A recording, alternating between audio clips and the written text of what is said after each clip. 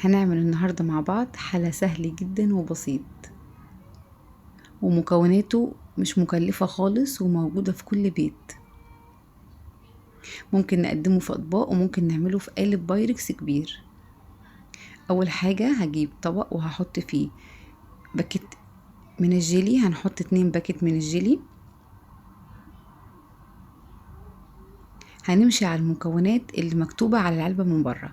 انا كان عندي مكتوب 230 ملي من المية المغلية، وهنزل عليهم ب 230 ملي من المية اللي هي الفترة. لازم اول حاجة ندوب الجيلي في مية مغلية. 230 ملي دول عملوا معايا كوبايتين مية، الاول سخنة بعد كده هنزل بالمية الباردة. ما ينفعش نزود مية عشان الجيلي لازم يتماسك معايا كويس. بعد كده هبتدي ان انا اقطع الموز،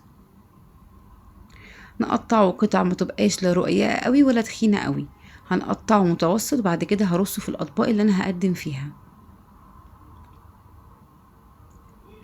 وبعد كده هحط طبقه الجيلي. مش هنملى قوي طبقه الجيلي عشان هحضر طبقه الكاستر اللي هحطها من فوق طبقه الجيلي.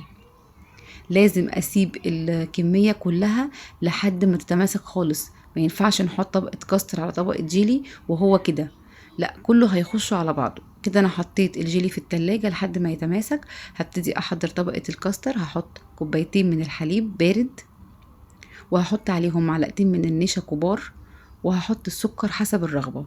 انا حطيت معلقتين سكر عليهم، وهحط رشة من الفانيليا. اذا متوفر عندك كاستر حطي كاستر اللي هو الجاهز، انا بصراحة استكفيت بده بس. هقلبهم على البارد خالص، مش هحط على النار دلوقتي. اول ما احس ان كل المكونات خلاص اتخلطت معايا كويس جدا هرفعه على النار. اول ما يتماسك معايا كده اهو نفس السم كده، هخليه على جنبه خالص لحد ما يبرد تماما. ما ينفعش احطه وهو سخن، لا هسيبه لحد ما يبرد. هبتدي ان انا احطه في حاجة تكون باردة شوية، مثلا في طبق يكون اكبر منه فيه مية، واقلبه عشان ما يكلكعش او يعمل معايا طبقة على الوش. وهحط هنا معايا بسكوت سادة.